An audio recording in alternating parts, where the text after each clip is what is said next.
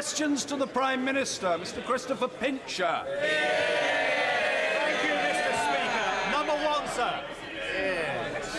Thank you, Mr. Speaker. This morning I had meetings with ministerial colleagues and others, and in addition to my duties in this House, I shall have further such meetings later today. Mr. Christopher Pincher. Mr. Speaker, can my right honourable friend confirm that the fall in youth unemployment figures is the largest since records began? And will he meet with me to discuss how employment opportunities in Tamworth, including youth employment, can be promoted still further?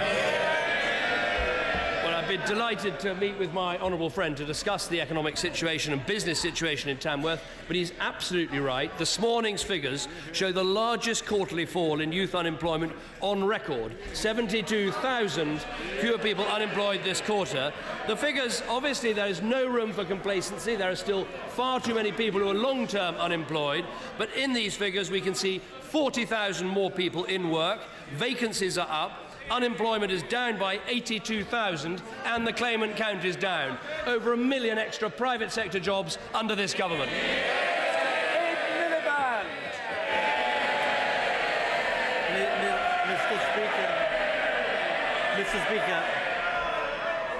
Mr. Speaker, today's fall in unemployment and rise in employment is welcome.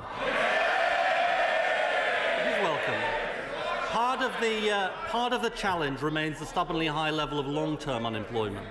Does the Prime Minister agree this remains of fundamental importance, not just to the people who are out of work, but for the country as a whole? No, I absolutely do agree that, and as I mentioned it in my first answer, that long-term unemployment remains stubbornly high. The good news about the figures today is that long-term youth unemployment is actually down by 10,000 this quarter, so that is encouraging. But obviously, long-term unemployment for others is still a problem. That's why the work programme and getting the work programme right is so important. It has got 200,000 people into work, but clearly there's more to do. But I welcome his tone, not least because he said on the 18th of January, and I quote, "Over the next year, unemployment will get worse, not better, under his policies." Perhaps he'd like to withdraw that. Mr. Speaker, I'm glad the Prime Minister recognises that long-term unemployment is still a challenge. I want to ask him about the people who are doing the right thing and finding work. Now, last week in his autumn statement, the Chancellor decided to cut tax credits and benefits. And he said it was the shirkers, the people with the curtains drawn, who would be affected. Can the Prime Minister tell us how many of those hit are actually in work? The fact is this, that welfare, well, I will answer, welfare needs to be controlled, and everyone who is on tax credits will be affected by these changes, because we have to get on top of the welfare bill.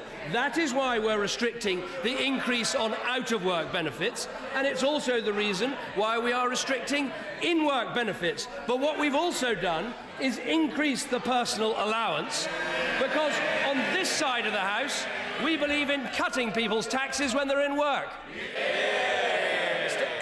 Yeah, he's raising the taxes of people in work. And of course, he didn't answer the questions. The answer is, despite the impression given by the Chancellor of the Exchequer, that it's over 60% of those affected are in work.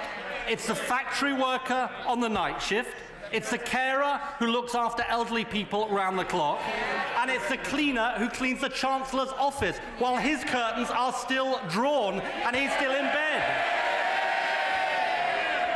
The Chancellor calls them scroungers. What does the Prime Minister call them? He just said that we are not cutting taxes for people in work. Someone who is on the minimum wage, who works full-time, will see their income tax bill cut by 1/2 under this government. The fact is, under this government, we are saying to working people, you can earn another £3,000 before you even start paying income tax. That is why we've taken 2 million people out of tax altogether. He should be welcoming that, because this is the party for people who work. His is the party for unlimited welfare. Mr. Speaker, of course, as we might expect, he's just wrong on the detail. The Institute for Fiscal Studies table says quite clearly that on average, working families are £534 a year worse off as a result of his measures. Now, I notice he wants to get away from what the Chancellor of the Exchequer said last week. And we know what the Chancellor was trying to do. He was trying to play divide and rule. This is what he said. He said his changes, and I quote, were all about people, and I quote, living a life on benefits, still asleep while their neighbours go out to work. But, Mr. Speaker, it turned out it just wasn't true. It is a tax on strivers. Will the Prime Minister now admit the Chancellor got it wrong and the majority of people hit are working people? He says that we haven't got the detail right. We know his approach to detail.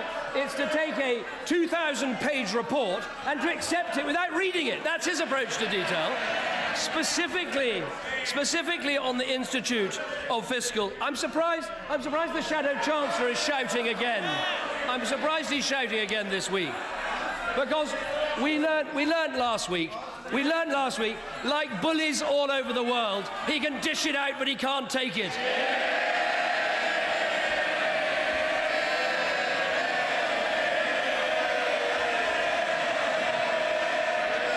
He never learns. The figures... Order. I want to hear the Prime Minister's answer. Order. Let's hear it from the Prime Minister. Specifically answer the Leader of the Opposition's question. He mentioned the Institute for Fiscal Studies figure. They do not include the personal allowance increase put through in the budget. They do not include the universal credit changes which come in next year, which will help the working poor more than anything. But the fact he cannot get away with, under this government, we're lifting the personal allowance, we're taking millions out of tax, we're standing up for those who work, he only stands up for those who claim. I must say, Mr. Speaker, I've heard everything when the boy from the Bullingdon Club lectures people on bullying. Absolutely extraordinary. Have you wrecked a restaurant recently?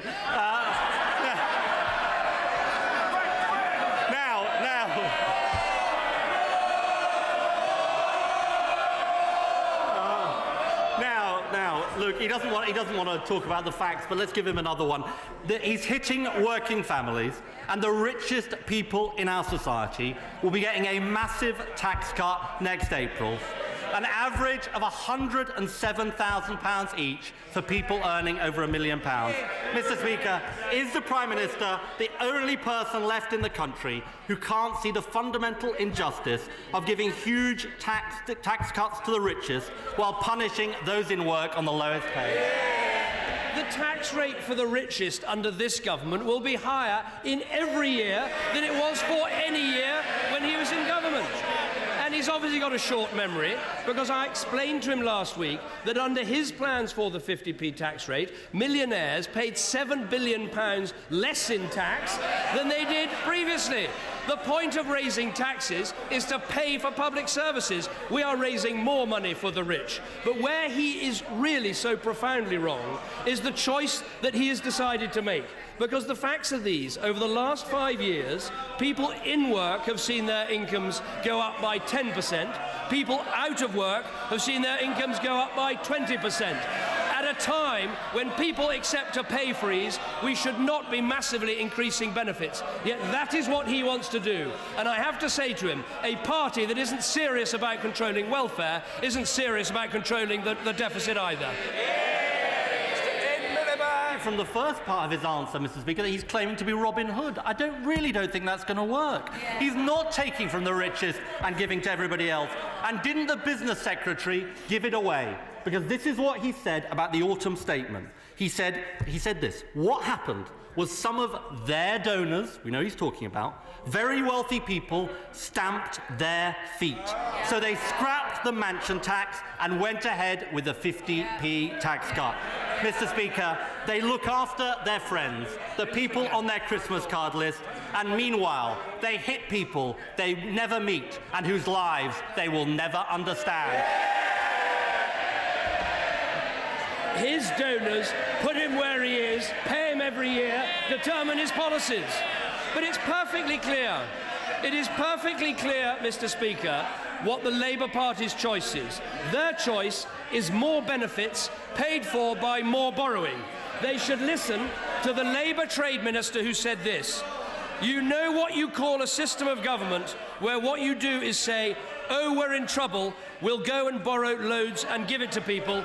It's called Greece." That is what their trade minister said. They're not serious about welfare. They're not serious about the deficit. They are not a serious party, and everyone can see it.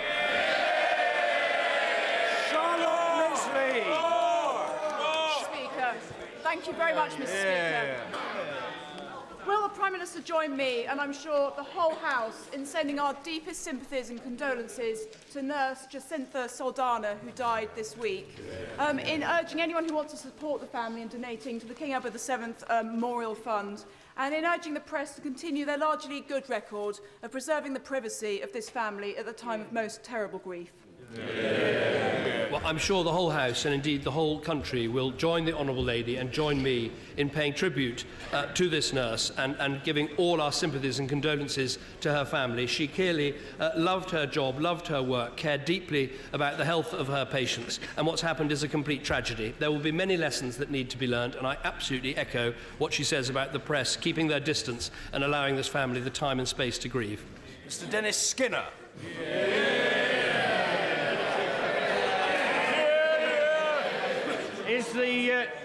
Is the Prime Minister still intending to introduce the Snoopers Charter, euphemistically known as the Communications and Data Bill?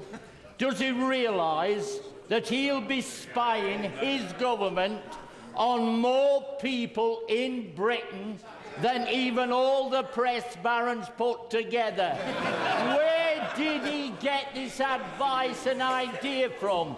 Was it down at Wapping? Was it his friends down there?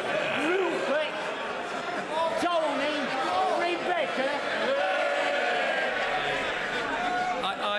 I really believe on this issue, I think the honourable gentleman is wrong. I think this is a very, very important issue, and I feel this very strongly as Prime Minister, where you have to take responsibility first and foremost for security, for national security and for people's safety. And the fact is, data communications, this is not the content of a telephone call, it is the fact a phone call took place, is used in every single terrorist case and in almost every single serious crime case. And the question in front of the House of Commons, and indeed the House of Lords, is simply this: because we currently have that data for fixed and mobile telephony, what are we going to do as telephony increasingly moves over the internet? We can stand here and do nothing and not update the law. The consequence of doing that will be fewer crimes solved, fewer terrorists brought to justice. I do not want to be the Prime Minister that puts that country into this position. Mr. John Hemming. Mr. Speaker, the government's proposals on judicial review conflict with Article 29 of Magna Carta 1297. Does the government propose the repeal of Magna Carta? No, I can reassure my honourable friend, we don't intend that. But I'm sure that he would understand that the... I'd like to learn about 1297 from the Prime Minister. I'm sure I'm about to. Thank you. The point we are making is that the extent of judicial review has massively increased in recent years, and we think there is a need for some new rules to look at the extent and indeed the costs of judicial review, so the costs are properly covered. I think in that way we can maintain access to justice, but perhaps speed up the wheels of government a little. Mr. Andy Slaughter. Will the Prime Minister answer the question he was asked 3 times by my right honourable friend and dodged a few moments ago? Will he confirm the majority of households who will be hit by the real terms cuts to benefits and tax credits are working households? The point I made is even bigger than that. Everyone on working tax credits will be affected by the fact we're only increasing them by 1%. But the fact is, we have to control welfare to deal with the massive deficit we were left by the party opposite. And there's a choice in politics. You can either control welfare bills, or you can say no to a welfare cap, no to a housing benefit cap, no to the control of welfare, borrow, spend and build up our deficit, putting us straight back where we came from. Mr. Andrew Tyree. The liaison committee yesterday, the Prime Minister began by saying that the government would accept crucial Lord's amendments to make the Justice and Security Bill acceptable on secret courts. But he ended the session by appearing to say that he wouldn't accept those amendments. Could he clarify which one it is? What I said very clearly to the committee yesterday is we want this bill to pass through Parliament, having listened to the Joint Committee, having listened to all the excellent points made in the House of Lords, and I'm sure we'll be making listening even more carefully in the House of Commons. I think the Leader of the Opposition is catching the disease off the Shadow Chancellor of not being able to keep his mouth shut for longer than 5 seconds. We will listen very carefully to the amendments. The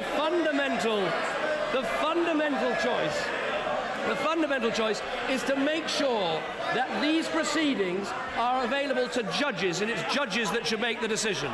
John Robertson. Let's go to Wrecker Restaurant. Thank you, Mr. Speaker. The Environment Secretary this week described wind turbines as any appropriate technology which matured in the Middle Ages. Does the Prime Minister agree? If not, why not? We are making serious investments in renewable energy. We've set out a regime of subsidy that stretches right out to 2017 and beyond, and that's why the renewable energy capacity of this country has actually doubled over the last 2 years under this government. Sir Gerald Howarth. Will my right honourable friend agree with me that not only has this government had to deal with a catastrophic budget deficit which we inherited from the former Prime Minister, but also, as the figures reveal today, a tidal wave of immigration deliberately fostered by the Labour government, and that concentrating on putting these two issues right are the most important issues facing this government for the delivery of security of the people of this country. Well, I think my right honourable friend makes an important point, which is that immigration was out of control under the last government. Net migration ran at over 200,000 a year. That is 2 million across a decade. Under the controls, sensible controls we put in place, net immigration has fallen by a quarter in recent years. But I think what is interesting about this is that you can have proper control of immigration while also saying to the world our universities are open to foreign students to come and study here, and as long as they have an English language qualification and a degree place at university, there's no limit on the numbers that can come. That is our policy, controlling immigration, but making sure the best and the brightest come to Britain. Mr. Angus Brendan McNeill. Thank you very much, Mr. Speaker. Iceland, which had huge economic difficulties, rejected austerity and has seen, according to Bloomberg, a recovery driven by domestic demand. Unemployment is 2.4% lower than the UK, growth is 2.5%, and properties are around 110% of value. Those with children and the unemployed have received the most support in Iceland. Will the Prime Minister be gracious enough, notwithstanding other issues, to congratulate Iceland for working hard to turn things around? And does he think there's anything he can learn from Iceland? Well, I think if the case for an independent Scotland is make us more like Iceland, I'm not sure that will totally recommend itself to the voters. Britain and Iceland have very good relations, and I will make sure that remains to be the case. Amber Rudd. Speaker,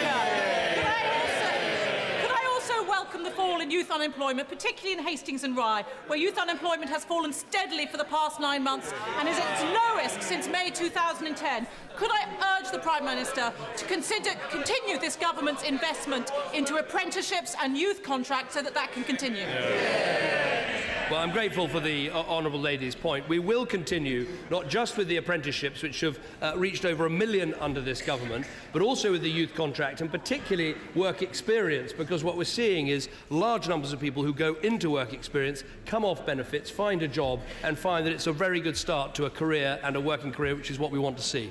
Mr. Mike Weir. Thank you, Mr. Speaker. On the day that unemployment in Scotland showed the largest fall in 4 years, is the Prime Minister as shocked as I am by reports in the Sunday Mail and the Daily Record this week that some job centre managers were actively encouraging employers to convert paid vacancies into unpaid work experience placements to satisfy DWP targets. Will the Prime Minister condemn this practice and ensure it ceases immediately?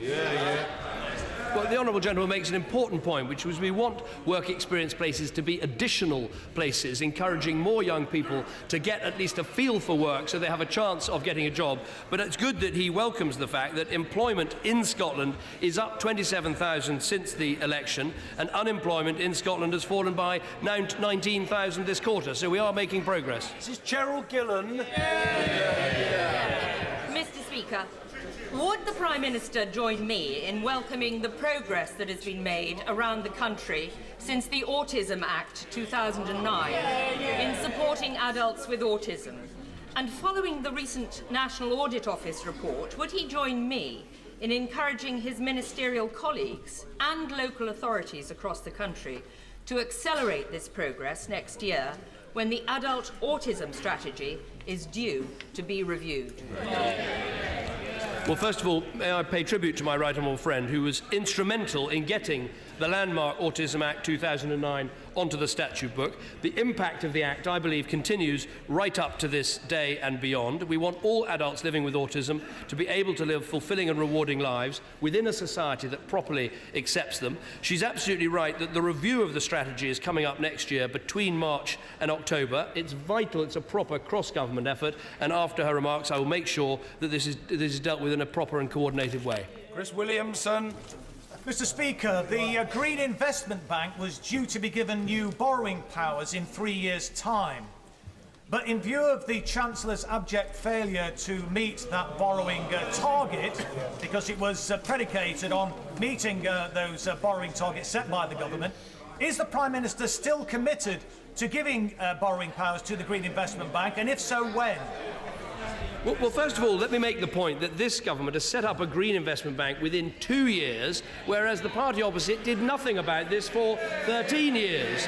The second point I would make is, even at a time of fiscal difficulty, because of the mess we were left, we put £3 billion of money into this green investment bank. So right now, it doesn't need to borrow because it has the money to invest. And I think in green investments, what's needed is that equity risk finance, and that's exactly what the Green Investment Bank can provide. Mr. William Cash.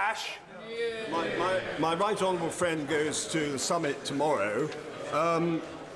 Has he noticed in President Barroso's blueprint for federalisation of Europe the following sentence?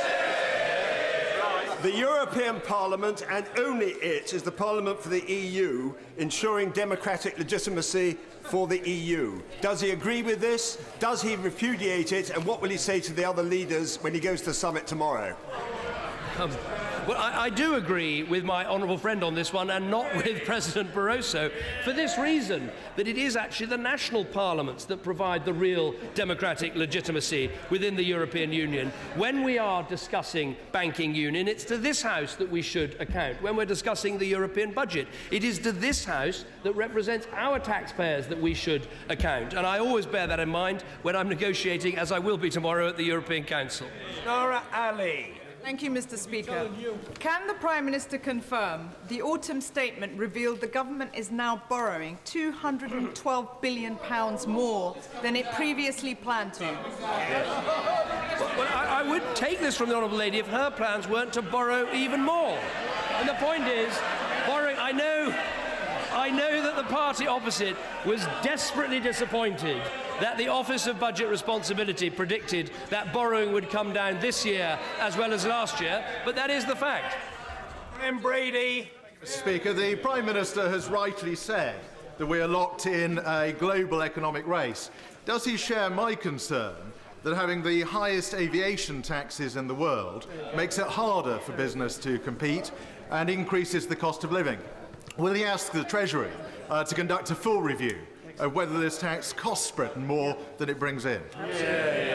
I very much understand the point my honourable friend makes, and obviously I get lobbied regularly by countries around the world, particularly Commonwealth countries, about air passenger duty. We don't have any plans to commission further research at this point because we have just completed a very thorough consultation.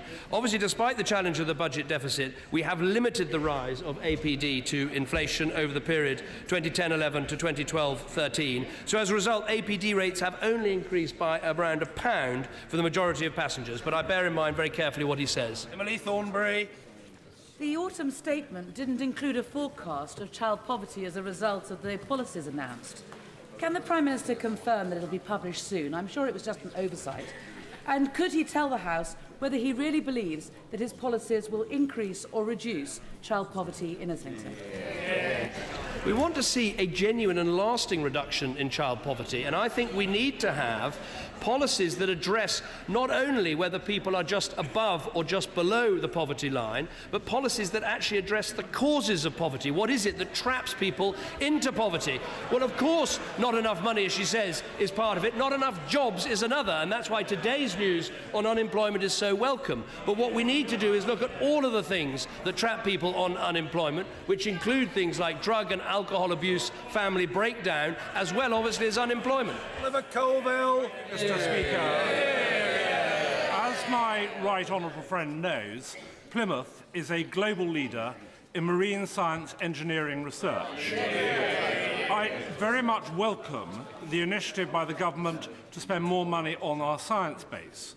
But would my right honourable friend be willing to meet with me, my fellow Plymouth members of Parliament, and also Plymouth businesses to discuss how Plymouth might become involved in the Small Cities Super Broadband Initiative and will help us to rebalance our economy and attract private investment? No, well, I'm very happy to meet with him, and I know that he stands up very strongly for Plymouth and for Plymouth's economy. He rightly says that on the science budget, we made the decision right back at the start of this government to freeze the science budget rather than cut it, as so many other budgets were, and I'm sure that was the right answer, and since then we've added money back into the science budget. On broadband, I'll look carefully at what he says about the city broadband. Of course, I'm sure he'll be glad to know that Devon and Somerset have been allocated over 33 million to deliver superfast broadband, and we're working very hard to make sure that all those plans are on track to deliver the superfast broadband that is important for cities, but also very important for rural areas as well. Naomi Long. The Prime Minister and members of this House will be fully aware of the very serious threat posed to democracy by dissident Republicans in Northern Ireland. However, the police have stated that there is evidence of loyalist paramilitary involvement in some of the protests and violence in Northern Ireland this week, which included a sickening attempted murder of police officers who were protecting my constituency office. Will he take this opportunity not only to condemn this reprehensible assault on democracy from those who style themselves as loyal, and will he agree to meet with me and with my colleague David Ford, the Justice Minister for Northern Ireland, to discuss the very grave security situation developing?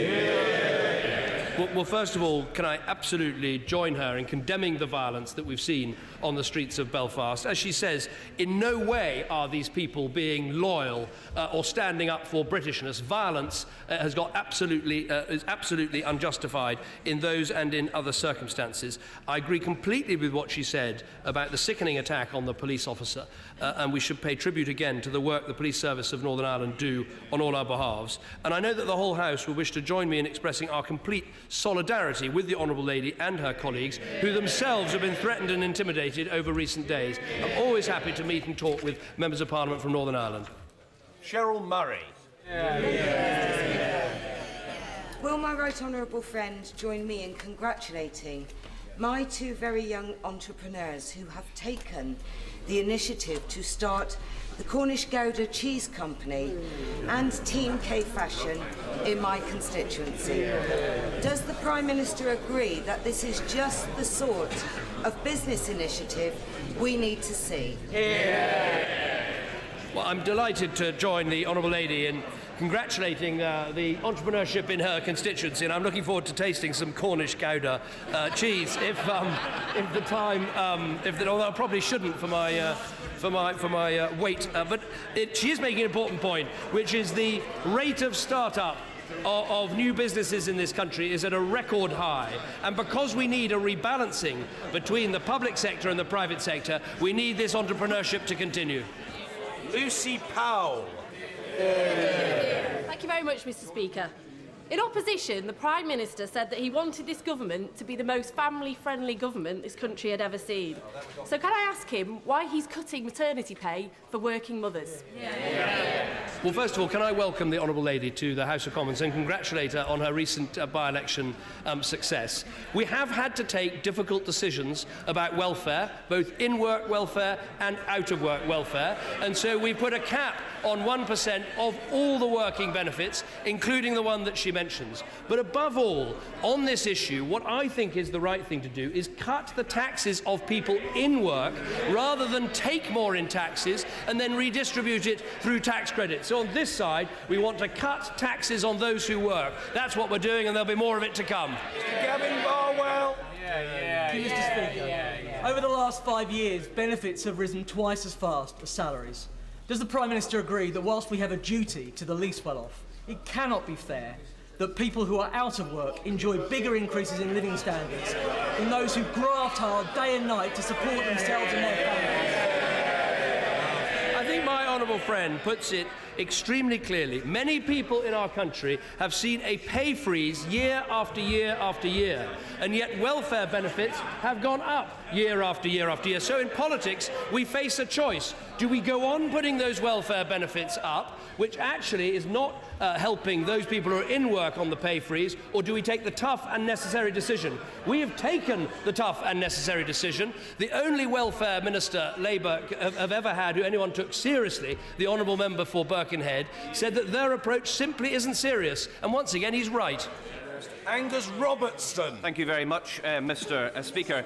May I congratulate the Prime Minister and the UK Government on following the lead of the Scottish Government and Scottish Parliament in introducing equal marriage, minimum pricing for alcohol, and previously on the smoking ban. Given the fact that unemployment is now lower in Scotland than the rest of the UK, will he follow the lead of the Scottish Government by introducing more shovel-ready measures for economic growth? I think what the honourable gentleman will find is because of the measures taken in the autumn statement, there is an extra £300 million for the Scottish Government to spend, and so if they want to spend that on shovel-ready measures, they can. But I certainly am happy to say that when good policies are introduced in any part of the United Kingdom, I think we all have the opportunity to follow them. Order.